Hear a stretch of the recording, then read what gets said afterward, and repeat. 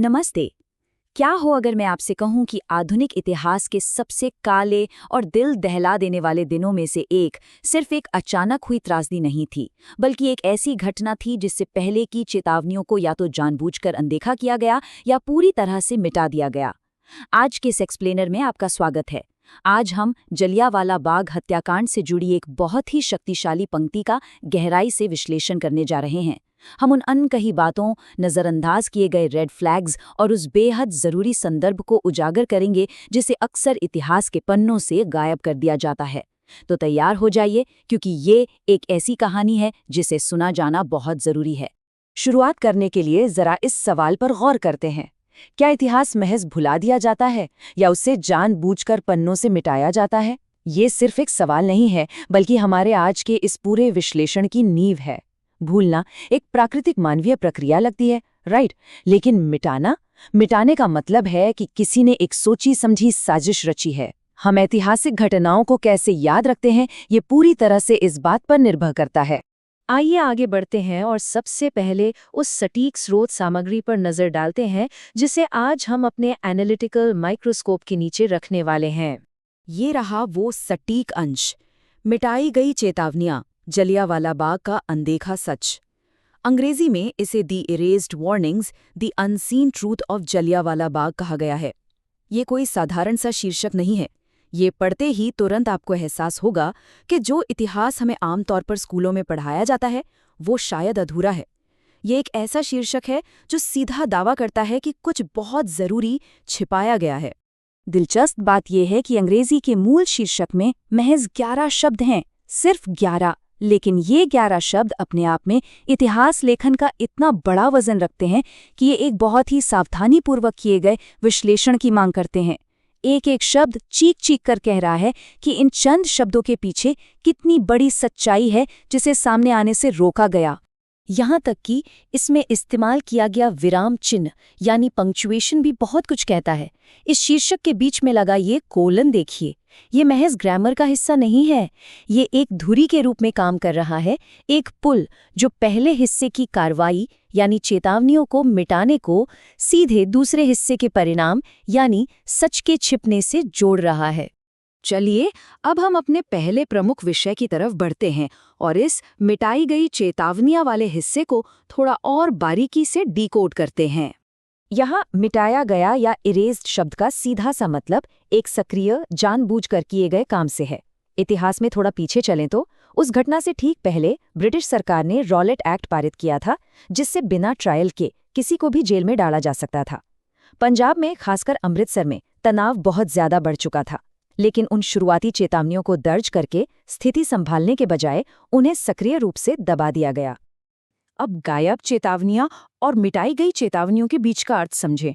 जब डॉक्टर सैफुद्दीन किचलू और डॉक्टर सत्यपाल को गुप्त रूप से गिरफ्तार किया गया और उनकी रिहाई की मांग कर रहे शांतिपूर्ण प्रदर्शनकारियों पर गोलियां चलाई गईं, तो वो एक बहुत बड़ा रेड फ्लैग था। अगर वो चेतावनी महज गायब होती तो इसका मतलब वो एक्सीडेंट था।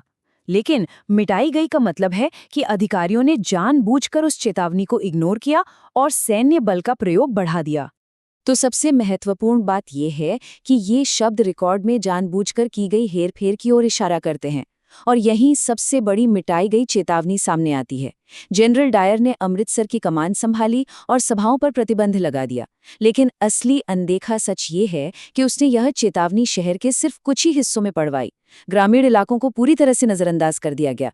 चेतावनी दी तो गई, लेकिन उसे उन लोगों के लिए प्रभावी रूप से मिटा दिया गया जिन्हें इसे सुनना सबसे ज्यादा जरूरी था। और यही चीज हमें हमारे विश्लेषण के दूसरे हिस्से तक ले जाती है, जो इस अनदेखे सच के कॉन्सेप्ट पर फोकस करता है। अनदेखा शब्द यहाँ मिटाए गए के सीधे साथी की तरह काम करता है। 13 अप्रैल को जब बैसाखी का त्योहार था तो जलियांवाला बाग में हजारों लोग जमा हुए। उनमें से बहुत से लोग सिर्फ त्योहार मनाने आए थे। उनके साथ परिवार थे, बच्चे थे। उन्हें मार्शल लॉ या सभाओं पर प्रतिबंध के बारे में कोई भनक तक नहीं थी। वो सच्चाई उनसे पूरी तरह से छिपी हुई थी। उनके लिए वो सच सचमुच अनदेखा था। जब हम अनदेखे सच के वजूद की बात करते हैं तो हम ये मान रहे होते हैं कि हमारा जो आम ऐतिहासिक नज़रिया है वो अधूरा है। आम आख्यान हमें अक्सर बताता है कि एक हिंसक भीड़ थी, लेकिन अनदेखा सच ये है कि जनरल डायर ने अपनी सेना को उस बाघ के संकरे रास्ते पर खड़ा किया, बाहर निकलने का इकलौता रास्ता बंद कर दिया और बिना किसी चेतावनी के सीधे उन बेकसूर नागरिकों पर गोलियां चलाने का आदेश दे दिया जो वहां फंसे हुए थे। और इसीलिए ये जो नाम है जलियांवाला बाग, ये सिर्फ एक जगह का नाम नहीं है, ये इन सभी दबाई गई और मिटाई गई चेतावनियों के लिए एक बहुत ही ठोस ऐतिहासिक और भौगोलिक लंगर यानी एंकर का काम करता है।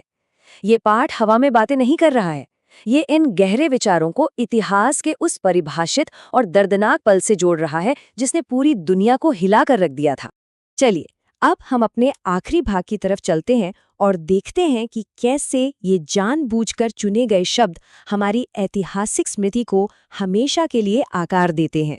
अगर आप इस पूरे घटनाक्रम को देखें तो एक बहुत ही स्पष्ट पैटर्न नजर आता है। पहले एक चेतावनी होती है, जैसे डायर का प्रतिबंध, फिर उस चेतावनी को जानबूझकर मिटा दिया जाता है, यानी वो बात आम त्योहार मनाने वालों तक पहुंचने ही नहीं दी जाती। इससे ऐतिहासिक सच अनदेखा हो जाता है और फिर दशकों बाद एक नया विश्लेषण उस सच्चाई को वापस दुनिया के सामने लाने की कोशिश करता है। और यहीं हमें ये समझना होगा कि शीर्षक सिर्फ एक लेबल नहीं होते, वे एक मजबूत तर्क होते हैं कि हमें अतीत को कैसे देखना चाहिए। इन मिटाई गई चेतावनियों को समझने के बाद इस त्रासदी को देखने का हमारा नजरिया पूरी तरह बदल जाता है।